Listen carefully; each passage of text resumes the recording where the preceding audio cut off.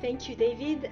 Good morning and good afternoon and good evening, wherever you're reaching us from today. So our speakers today are from the National Institutes of Health, the NIH. It's the world's foremost medical research center and the federal focal point for medical research in the United States. So Suzanne is the Associate Director for Data Science, as well as the Director of the Office of Data Science Strategy. I will put the link in the chat later on. This office was formed in 2018 and coordinates the efforts to realize the vision that can be found in the NIH Strategic Plan for Data Science. I will also put the link in the chat if you're interested to find out more. Also speaking today is Ishwar, who works closely with Suzanne. He is Program Director and Technical Lead for the Strategy, Planning, Coordination and Oversight of establishing a fair data ecosystems. Quite a lot on your plate, Ishwar. And this presentation will showcase some of the key activities led and coordinated by this office to realize the vision. And I really look forward to hearing more about these activities and also possible alignments and synergies with the work of Elixir. So I'll let the floor to our guests. Thank you so much. It's a real pleasure to be here. Thank you for inviting myself. As Corinna said, I am Susan Gregurick, the Associate Director of Data Science here in the Office of Data Science Strategy. And I'm joined by my colleague, Ishwar Chandramouliswaran, to tell you a little bit about the work we're doing to connect data, enhance software, and what we hope is to create a connected data and health ecosystem. Susan, you want to switch your display? Oh, I do. Oh, sorry. I did not realize it was, thank you. I did not realize it was the wrong display. In case you are not completely familiar with the Institutes of Health here in the US, we're 27 different institutes and centers, and you can see them listed in different colors in this slide. There's no particular order or coloring designation, but we have many different institutes, all focused on their mission, be it cancer, drug abuse, or even advancing translational sciences. The three boxes on the bottom, Clinical Center, Center for Information Technology, and Center for Scientific Review, are the only centers that do not have the funding authority to make extramural grants. Most of our institutes and centers do have a vibrant intramural research community, as well as funding extramural researchers. Our office, the Office of Data Science Strategy, works across all of these institutes and centers to catalyze data science. Interrupt you, Susan, but I don't know if the slide's moving. Not yet. It's okay. But don't worry, it will. It hasn't switched to the right display yet either, for me at least. Yes, it needs to swap presenter view. All right. Well, thank you. How is it now? No, that's still not quite there. Okay, let me stop sharing and restart. I think we had a little snafu when we switched earlier. Okay. Well, there's always something in Zoom. It's always a fun experience. Okay, now tell me what you see. Does it look okay? We can't see anything yet. Let's give it a second. I think I might need to get off the VPN. Is it good now or no? No, it's still not showing yet. I can share, Susan. I think you're going to have to. I'm having some issues. That's weird. It was great in the practice. I know. All right, go ahead. Let me share.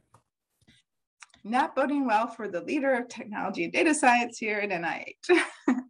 Just to fill you in, our office catalyzes data science across our 27 institutes and centers. So we're going to tell you a little bit about the work that we're doing in our office and some of the work that's happening across NIH. So the next slide is our strategic plan for data science, which I'm sure you're fairly familiar with.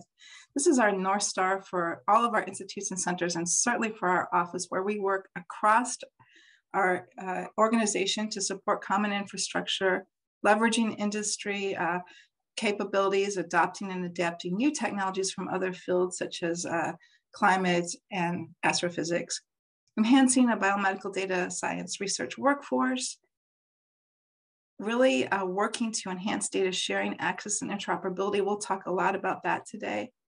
Securing the confidentiality of data, working with the community for input to promote, develop, and refine data standards, including vocabularies and ontologies, and then just improve our ability to capture, curate, store, analyze, and reuse data. Our next slide is a little bit about our office. As I've said, we promote and coordinate activities that support the strategic plan for data science across all of our institutes. We're developing and promoting a modernized and integrated biomedical data ecosystem, something very familiar with Elixir, as I believe you are as well, working on this important goal. We're enhancing a diverse and talented data science workforce and building strategic partners, as well as partners with Elixir and other organizations. The next slide is just a view of the strategic plan for data science, our goals and objectives viewed in a different way. Each of these boxes represents a larger amount of work that we're doing to, for example, optimize data storage and security. And underneath this is a large amount of people who are working in coordinated teams to make the science happen. I'd like to show you that in a different view. So the next slide, more than almost 200 people who are NIH staff work across 23 institute centers and offices and contribute to the strategic plan for data science and have contributed to the activities that we're going to talk about today. You'll see them shown in terms of the different ICs. These are their 2 or 3 letter designates. So for example, OD is the Office of the Director and LM is the National Library of Medicine. It's no small thing. This is a huge team effort to do the work that we're going to present, and for their efforts, I'm forever grateful. The next slide begins the work that we're doing. And we want to tell you just about some of the activities that are happening to support data science here at NIH. This is not the entire portfolio of the work we're doing. These are selected activities that we thought may be of interest to you. If there's other activities you'd like to hear about, we are more than welcome to talk about these as well. So I want to tell you a little bit about our collaboration with 3 cloud service providers, Microsoft Azure, Google Cloud, and AWS, to support our STRIDES initiative. STRIDES is the Science and Technology Research Infrastructure for Discovery, Experimentation, and Sustainability. What does it do in reality? It provides state-of-the-art data storage and compute at discounted rates. We do a lot of training and education for researchers, not just NIH-funded researchers, but just researchers, intramural, extramural, medical students, the whole gamut. We provide partnerships on innovative technologies, such as leveraging our cloud service providers' capabilities in artificial intelligence and machine learning. And we work to leverage their software engineers for technical support. So it's quite a lot of work. What are some of the things that we've done? These are strides by the numbers. So we store over 163 petabytes of data. This is actually as of early March. The numbers have gone up, and I don't have the end of March numbers, but they certainly go up. So 163 petabytes of data, I'll talk about that. That is a challenge. We're supporting over 201 million compute hours and training over 4,000 people. I hope that if you're interested, you will follow along with our work we're doing in STRIDES. Let me tell you some highlights from STRIDES. The next slide talks a little bit about the work that, this is a good question. So maybe what we could do, if you don't mind, is to just catalog the fact that you're asking these questions and answer them at the end, either by chat or by verbal. So managing over 163 petabytes of data across 3 STRIDES cloud providers is quite an interesting challenge. It's a challenge in exabyte or petabyte scale search, and also just in how you manage and provenance data across 3 cloud service providers. The most important and largest data set we have is the sequence read archive. It's the sequences of rats and fish and even SARS-CoV-2. But we're also enabling quite a lot of different workflows, and I'm going to tell you a little bit about transcriptomic annotation workflows done on 2 different cloud service providers. Oh, you're keeping pace with me, Ishwar. Thank you. Oh, go ahead. This is a paper that was published about a year ago. It's February of 2021 in GigaScience. Work done here at NCBI to look at elastoblasts across 2 different cloud service providers to help researchers understand how you can utilize a fairly high throughput alignment program on the transcriptomic of about 500,000 transcriptomes, aligning them, looking at the ways in which you can instantiate your cloud instance, looking at different configurations for compute, and really understanding what the cost of those are. And so what you can see, first of all, is that there's a fairly significant reduction in the time because we're using a fairly large amount of compute, and the cost isn't within $200 to $250. So these kinds of comparisons are something that the community that we're supporting are looking at. And what we want to do through the next slide is to help researchers utilize the cloud in different ways. So we're launching this with a soft launch at the end of April to target 3 different groups. The first group is those researchers who are very, very new to cloud, providing them essentially a sandbox where they can work with gold standard data sets or, gold standard data sets and some workflow pipelines that we are developing, or bring their own data and bring their own analytics into a sandbox where they're provided basically a little bit of cloud compute or data storage and compute, and working with the cloud service providers, AWS, Google, and Microsoft Azure. Then there's another group of folks who want to basically harden the pipeline, evaluate new architectures, just like you saw in that paper, and really understand ways in which they can enhance their high throughput pipeline. So Cloud Lab will provide them with sort of a different type of sandbox to do that work. And then we want to provide training that instantiates the work that we're doing so people can go and basically learn on their own ways in which they can work with our Cloud Strides partners. So I hope that you'll follow along as we launch this pilot at the end of April to really help our community take full advantage of Strides and our cloud service providers. Just acknowledging, though, that cloud computing is not the only solution, and we certainly are really interested in the work that's happening across our federal agencies and a hybrid computing environment. But we do want to help researchers take full advantage of the cloud. And with that, I'm going to turn to the next slide, which will talk about software. So this leads naturally into the idea that software is an important part of the data ecosystem. It's been said, not by me, but by others, that if data is the oil, software is the refinery. So we have a lot of interesting work that we're doing with our partners with NSF and Smart and Connected Health, where we bring innovative ideas from computer science, information science, and engineering to partner with biomedical and health researchers on data science, particularly focusing on digital technologies, artificial intelligence.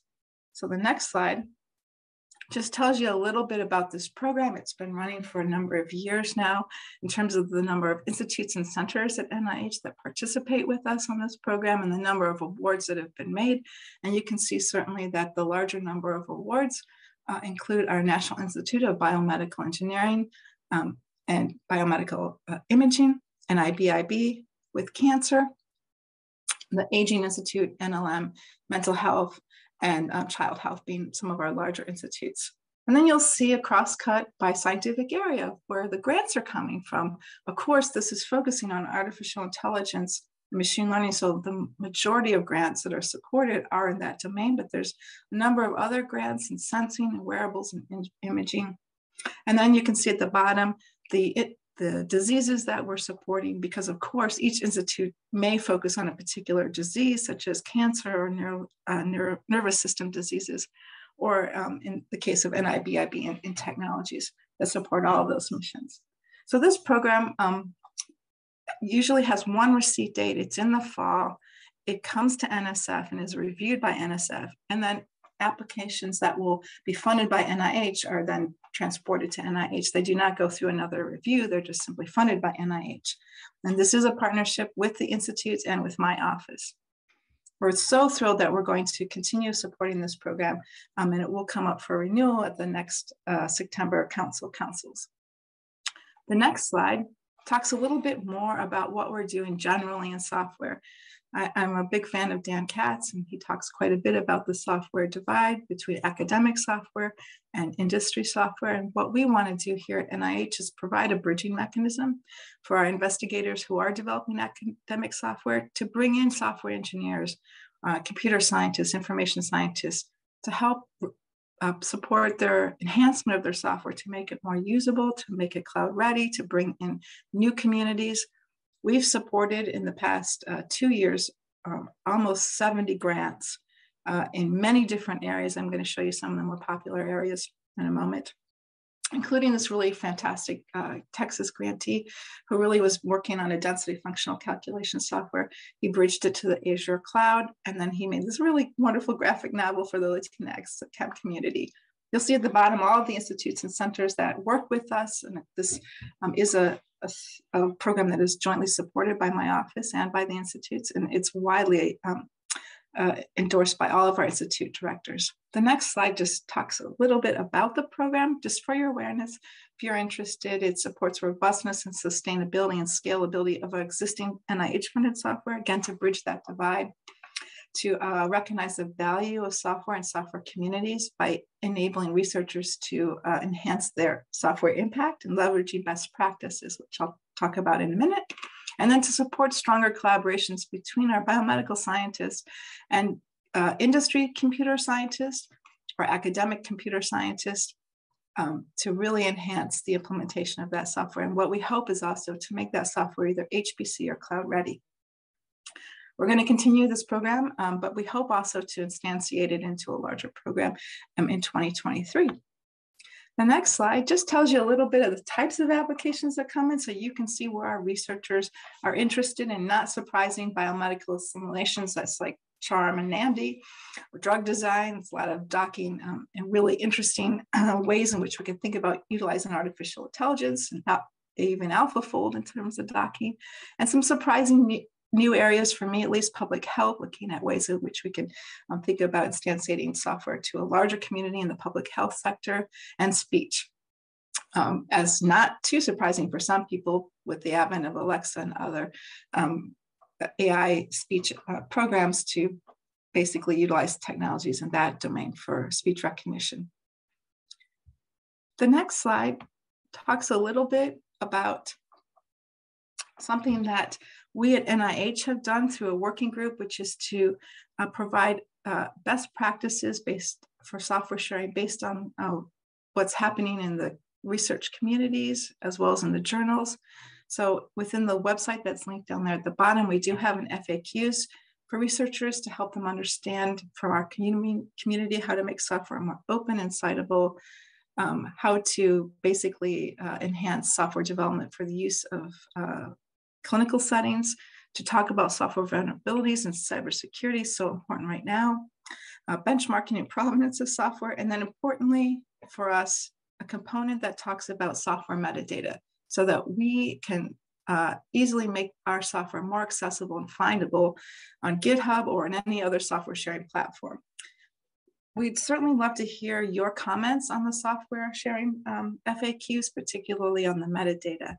So just some thoughts about ways in which we are thinking about how we can leverage software enhancements and hardening it across other agencies, opportunities to enhance that data software integration beyond our current programs, such as, for example, low code platforms, or even the penetration of edge computing, or even homomorphic encryption. So we're certainly interested in thoughts and discussions on these or any topics.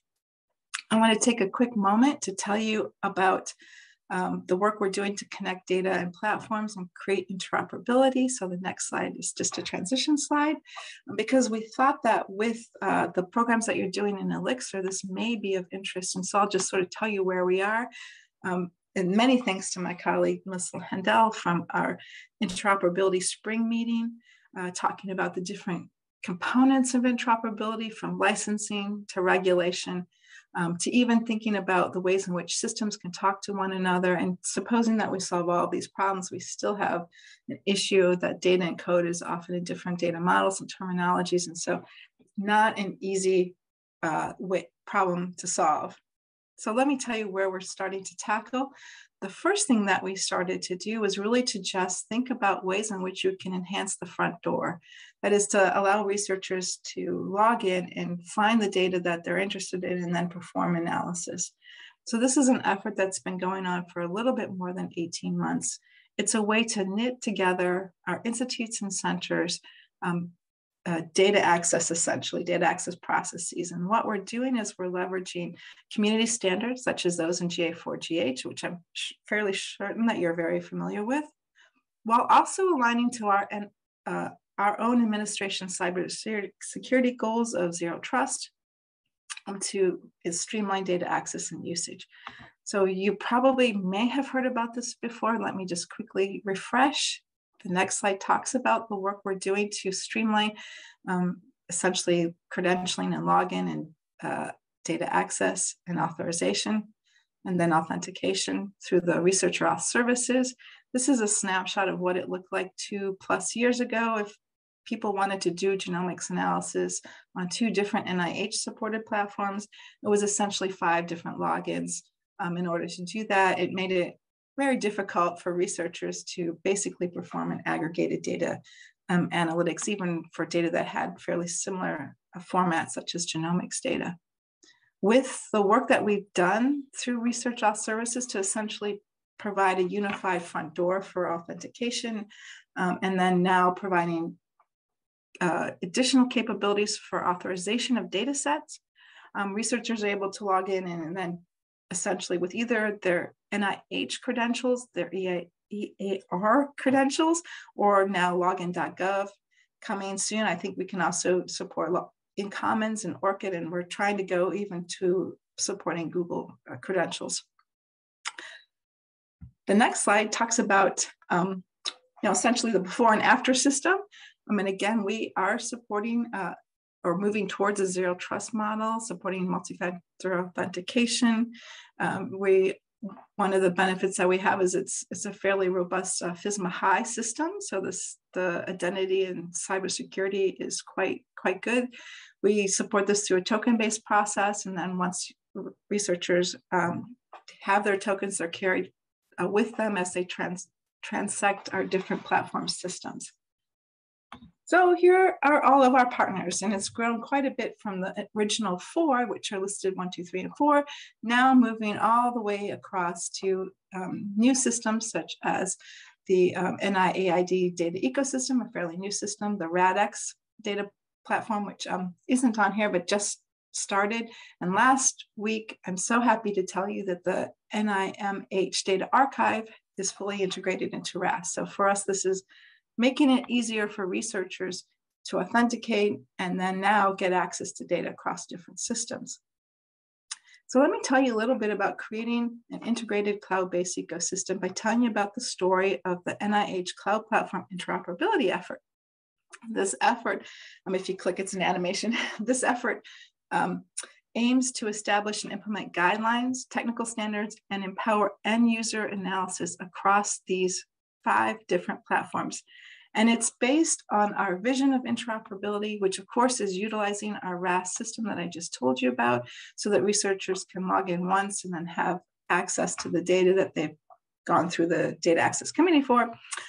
They search for the data across, in this case, 4 different portals: Biodata Catalyst, holding the top med data, Anvil holding the GTEx data, the Kids First data, and the Cancer Research Data Commons.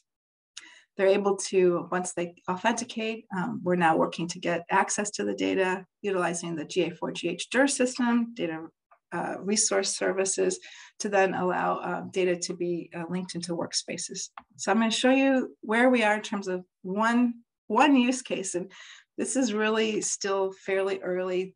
It's a one-off, but what we hope to do in the coming year is to harden this up a bit. This is the work by Melissa Wilson. She's really interested in examining sex as a biological variable. What she wants to do is to assess the state of X and Y chromosome calling. She's really interested in working in the Terra workspace. That's her preferred workspace.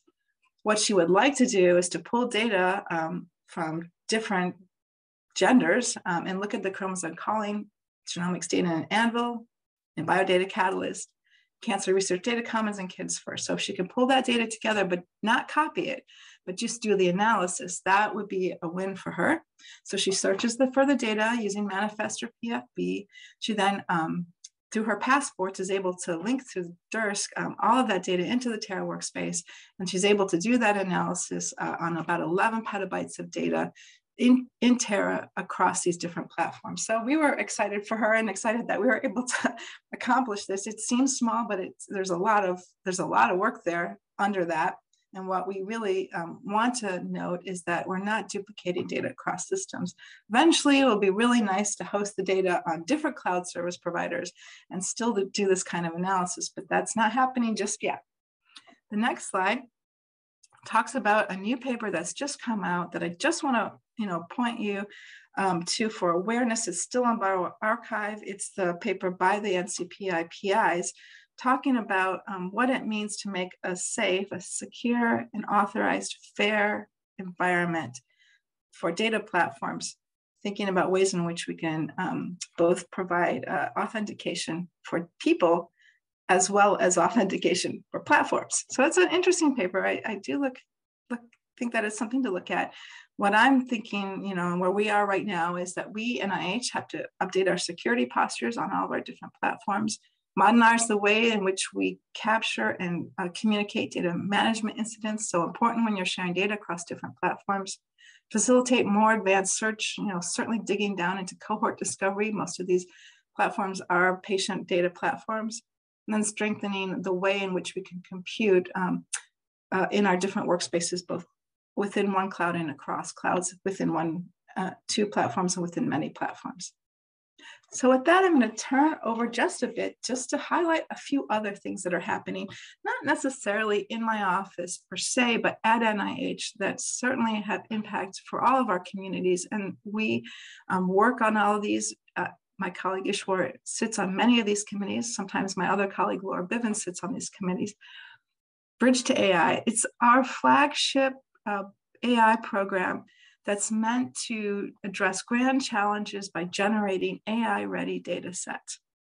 Thinking about ways to generate those data sets, employing ethical best practices, and promoting a diverse team. So I want to tell you just a little bit about this program, just for your awareness. I think that the announcement of the awardees will be made fairly soon. The next slide talks about the program in terms of what it does. There are two different types of awards.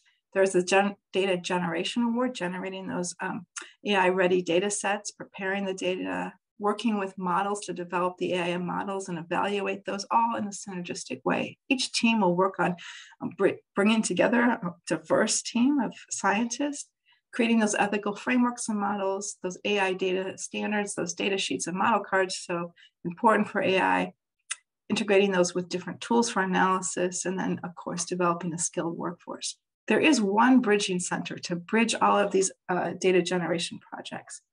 Let me tell you a little bit about the Bridging Center. This program here integrates across all of the different awardees so that we can share best practices and knowledge, train across our programs and across these awards, and engage an external stakeholder group. So what you'll see is a coordinating center that really does integrate the different AI components.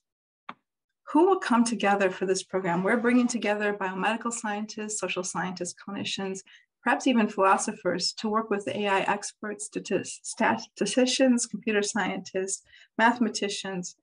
We also want to support diverse careers, early stage and well-established academic, industry, and technical colleagues, and of course to support a diverse community in diverse institutions. What shall we deliver? We hope to provide novel, complete, and trustworthy AI data sets that follow the FAIR principles and are motivated by the grand challenges that the PIs outline in their applications.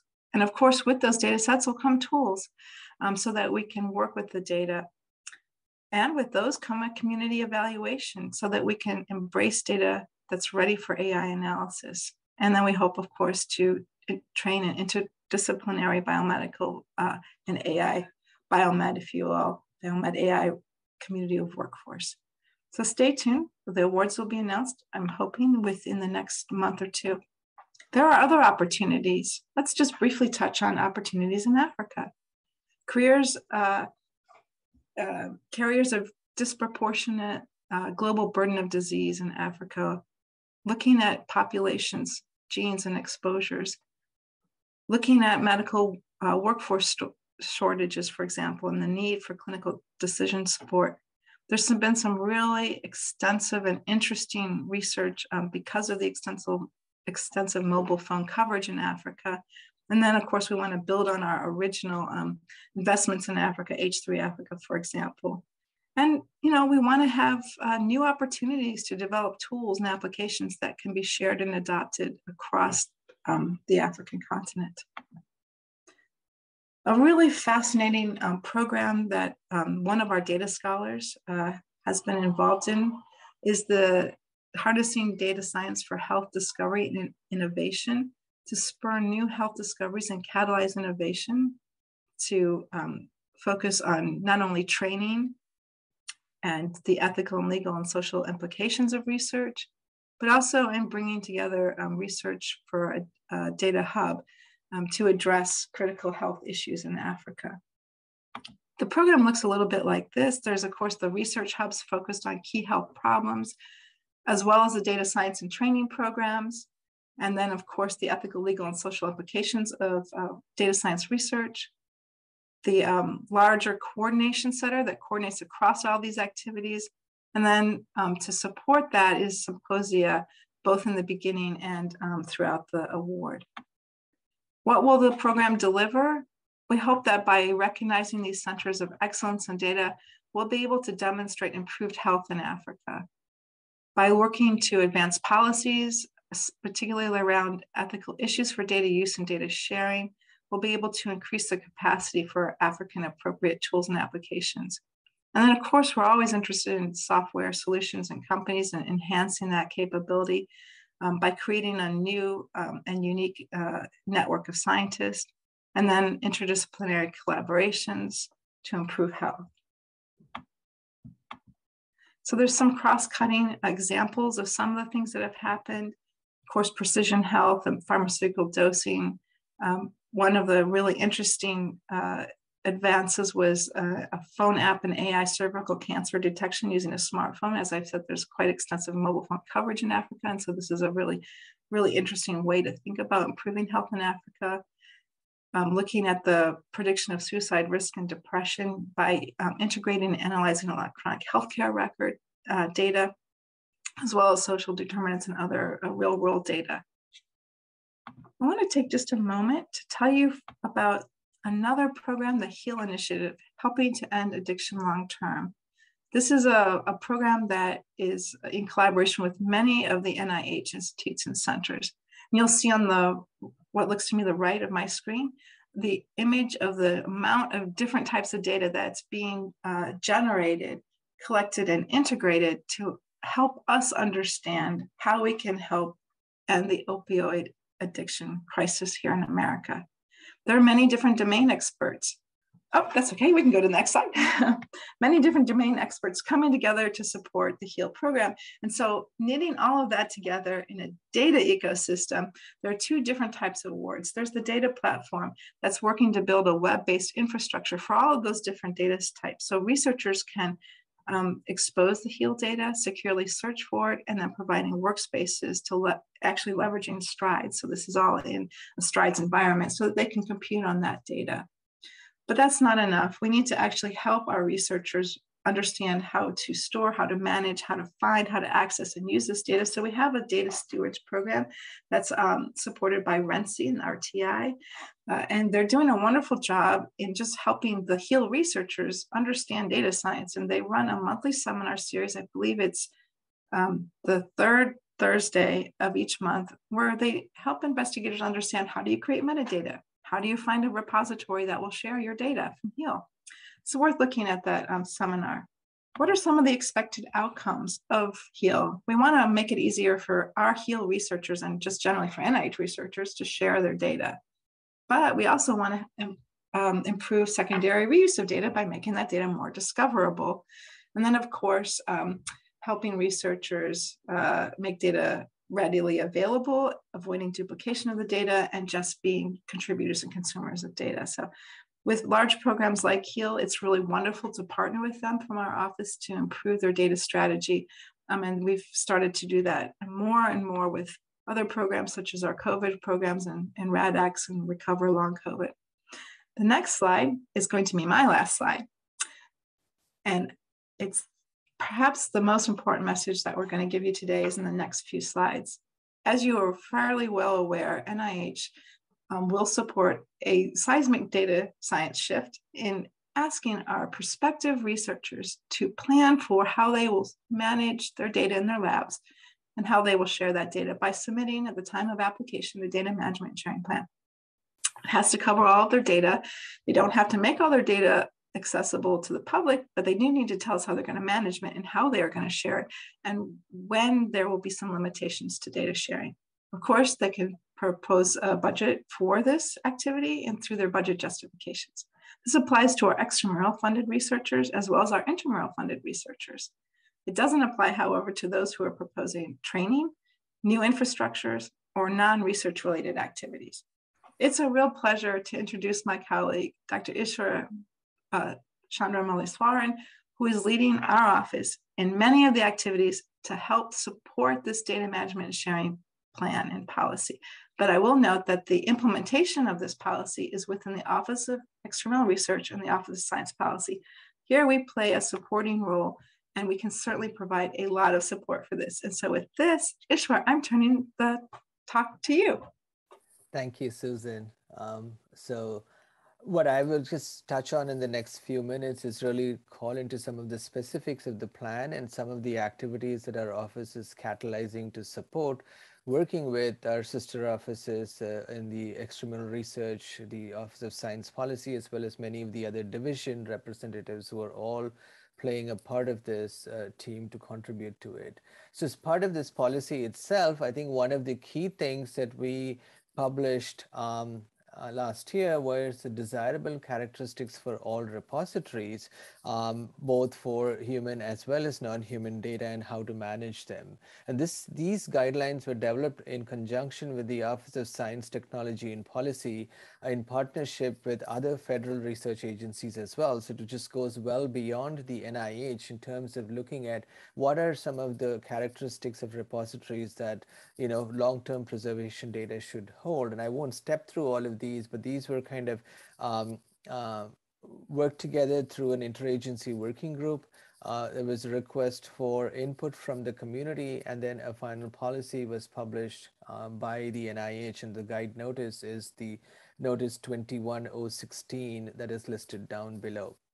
So in terms of specific activities of what we are doing in terms of positioning data resources for better sharing, recognizing that data resources are key enablers of modern biomedical research, this set of activities aligns squarely with two of our strategic pillars of the strategy for data science, which is namely looking at the data infrastructure as a whole and modernizing the data ecosystem, particularly in terms of looking at connecting the various systems, modernizing the repository ecosystems and adhering to the desirable characteristics as well as other new emerging technologies, and supporting the storage and sharing of individual data sets. Very specifically, I'll just call on a couple of different activities. We can't go through all of it now, but the first one being an active funding opportunity announcement that is dedicated for biomedical data repositories and knowledge bases. And so those are the two announcements over there. We'll get into a little bit of details. The other one is just looking at existing repositories where that NIH has been funding and providing them some supplement awards to, one, address desirable characteristics of the repositories, to become a little bit more fair and address and do a self-assessment of where they are and how they can get to the next level, improving their general readiness to kind of support data and make the data a little bit more AI ML ready, as well as kind of looking into enhancing the software components of the repositories to kind of support better open science as such. And the last piece of the puzzle over here, at least that I'll touch on today, is looking at ways to incorporate the generalist repositories that have fairly become prominent in supporting and holding data into our NIH ecosystem. So looking at optimizing funding for NIH repositories and ecosystems, traditionally these resources, although they're important research tools, they've been funded historically through research grants as such. And so one of our efforts right now is to disentangle them from, research into research, into the resource stream rather. and making sure that there's a funding mechanism that is dedicated for the types of resources, with the end goal being that researchers are confident in the data and the information has of high quality that is generated. So the funding opportunity announcement itself focuses on 4 specific aspects of looking at emphasizing on the scientific data that is being addressed by the repository or the knowledge base, the community that they engage, what the level of penetrance is, and how much input and feedback they're getting back and forth to best serve the community. The quality of the data itself, of course, in terms of how the curation is managed, how it is, the innovation is built into leveraging both the community, but also leveraging automation and the software components, much of which that Susan talked about a little bit. And also, most importantly, looking at the efficiency of operations so that in the long run, the overall costs are lowered, which is one of the important aspects towards long-term sustainability as well. And of course, how does the repository govern themselves over the course of time? So looking at very specifically, the program announcement itself supports investigator-initiated ideas. So we want to kind of hear from them where are the niche areas and the gaps where there aren't enough repositories or knowledge bases that we are supporting. And so these are focused in investigator-initiated resources to support sustainable data resource development driven by their research needs. And so these are the 4 main goals over here: to fill a scientific need or a gap, encourage adoption of good data management practices, whether they are FAIR principles, trust principles, or CARE principles, engage the research community to both be contributors as well as users, as just Susan mentioned, because we want them to understand both sides of the coin, so that if they are, users of data, then they will pay more attention to what they are contributing, how they are packaging and contributing the data, and the overall governance of the data lifecycle itself and its preservation, recognizing the fact that not all data may be needed for preserved for the long, and also recognizing that when something needs to be sunsetted and its life is over, and we need to kind of move on to other forms or iterations of the data itself. And we have in the last 2 years received about 29 such applications, and 7 have been awarded. Some of them, such as our long-standing ones, such as the UniProt, that have funded both from Europe as well as the United States, but others are also fairly new repositories and early stage, such as the Pan Neurotrauma Data Commons. In fact, there's an upcoming seminar on the data types and the data itself in, I think, 2 weeks. In the second week of May, the PI of that award will be speaking to us. So a couple of other things that we have done, as I mentioned, we have several repositories that we are funding. And so what do we do? And they're not quite up to the mark in terms of some of the new principles and best practices for managing data. So we are incentivizing them by providing supplementary funds to kind of address desirable characteristics of repositories, so with the aim of strengthening the adoption of FAIR principles and people understanding them, strengthen the adoption of trust principles, which some of our colleagues at NIH, along with our European counterparts, have developed. And there's a paper published on the trust principles, which also includes, structured plan to pursue certain types of certifications to kind of help understand, help people recognize that they do meet certain benchmarks and quality requirements. And of course, also encouraging everybody to adopt and enhance community-based best practices and metrics to evaluate the usage, utility, and impact. So this will inform us on how best to manage and preserve, and how long to preserve certain data sets, and knowing when to sunset them and not being afraid to sunset them. Another new program that we've launched is trying to fit the generalist repositories into our ecosystem.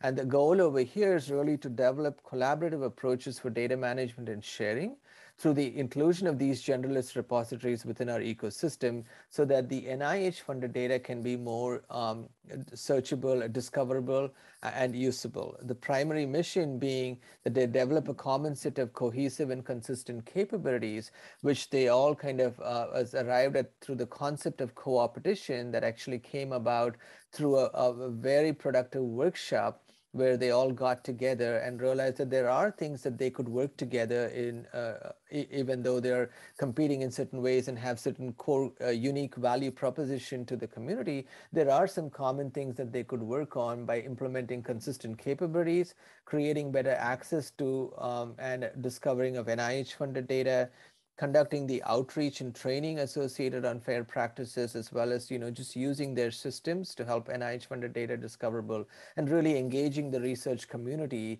as part of this process. And we hope that the outcome over here, it would help make all of the existing data we have, making existing data we have more discoverable, allow for sharing of new data sets more easily, and lower that barrier to entry, and thereby the outcome impacts being that it would eventually increase the reproducibility of research and encourage secondary reuse of data that have already been generated, either separately or in conjunction with somebody else's data. So the generalist repositories are the usual suspects that are listed at the bottom that are participating now, and we're also open to others kind of reaching out and joining this community as part of the larger ecosystem. So if we look at the bigger picture of the universe over here, there are many different efforts that I just touched on in terms of what we're doing to implement fair data sharing across NIH landscape. And our premise being that NIH strongly encourages open access and domain-specific repositories for sharing data as the first choice. And these are listed, and this is an evolving list in our biomedical informatics community committees website that is listed over there. And we are also looking at and recognizing and supporting a scaled implementation of options to sharing data, starting with the domain-specific repositories, but of course looking at the large-scale data sets that through the cloud providers that Susan just spoke about, the generalist repositories and including them in our ecosystem, as I just mentioned, as well as, of course, what we don't want to forget is all the data associated with publications in our PubMed Central that has several enhancements also over the coming years. So this is kind of the global picture over here, and we hope to make some various connections between these systems over time to strengthen that in such a way that we can realize this distributed data ecosystem where research programs are generating various studies, and there's a flow of data to repositories that could be processed and repackaged into knowledge bases as well. And this data from repositories and knowledge bases, there's a metadata that flows to various platforms that are interoperable in ways that allow you to more powerfully search, discover, analyze, and collaborate to answer various scientific questions that might not have been otherwise possible. So the benefits of such a distributed system, of course, are that it's very difficult for all of it to be in one system. Then most importantly, we want to leverage existing expertise and homes for data types that are already there. We want to break some of the silos rather than create new silos by virtue of our program areas. As far as possible, maintain a single copy of the data, as Susan alluded to in that fantastic use case and example, so that these are not copied over and can be just pointed to and reused by various groups from different systems. And in this way, foster the long-term findability, accessibility, and preservation of our program-generated data. And lastly, of course, leverage also non-program related data in the search. And as in the case of the example of the pain and addiction data that Susan spoke about, there's a lot of pain and addiction data outside of the HEAL initiative as well, which are absolutely relevant to the researchers. So the idea is to enable them to combine that if we're using this distributed model where people take data to an existing resource over there. And we hope that with this, we would lower the barrier for data management and sharing in general on the whole. So just a couple of other community-based activities and kind of engaging the community. As I mentioned to you, the Pan Neurotrauma Data Commons is a new data resource that we're supporting as part of the funding opportunity. Adam Ferguson, the PI of that, will be speaking to us on April 8th at 12 noon Eastern Time, and he'll be talking about the complexity of the data types and traumatic brain injury and spinal cord data, and they've kind of developed this community data commons and how they're making the data fair and AI ready, and that's what he would be talking to us about. The other activity that we're launching next month, in fact, is partnering with our sister institute in the National Library of Medicine, as well as with the Data Curation Network, which is really a Sloan Foundation funded effort in the Data Curation Network that brings together representatives across libraries from many different universities. And what they have developed is an expertise for data curation as part of data management and sharing, and provide these services to the investigators within their institution. So there's a wealth of knowledge and methods and processes that they've generated that we hope to share, that are targeted broadly for researchers, but also for program officers as well as data curators, to increase the knowledge, awareness, and training components associated with data curation. And they have a tried and tested method of a very simple way of looking at checking the files, understanding what needs to be shared, requesting missing information, augmenting it, transforming it, putting some quality metrics, and then publishing it and documenting the process to that in a kind of nice acronym called curated. And we hope that all of these training resources would be made available through our website as self-paced training material subsequently as well. So the 4 different events, there's a kickoff event on for researchers on April 6th. The website over here provides a link to register and sign on to it. And then subsequent events, the exact dates have been determined, but they're at each quarter basically, and they'll be made available through the website as well. So please feel free to share this across your network and join us as part of it as well. And so there's many other activities that are forthcoming, not only from our office, but across various partnerships with all the different institutes. And we do share all of this on our news and events page on the office's page, and we'll be sure to share it with Corinne and the others to circulate as well as appropriate. And of course, as Susan mentioned and showed a couple of slides, it takes a village to get all of this done. And this slide does no justice to all the different teams, working groups, committees, and members, and that are contributing actively to the various projects that we just touched the tip of the iceberg on. And I'll kind of stop there and open the floor to questions.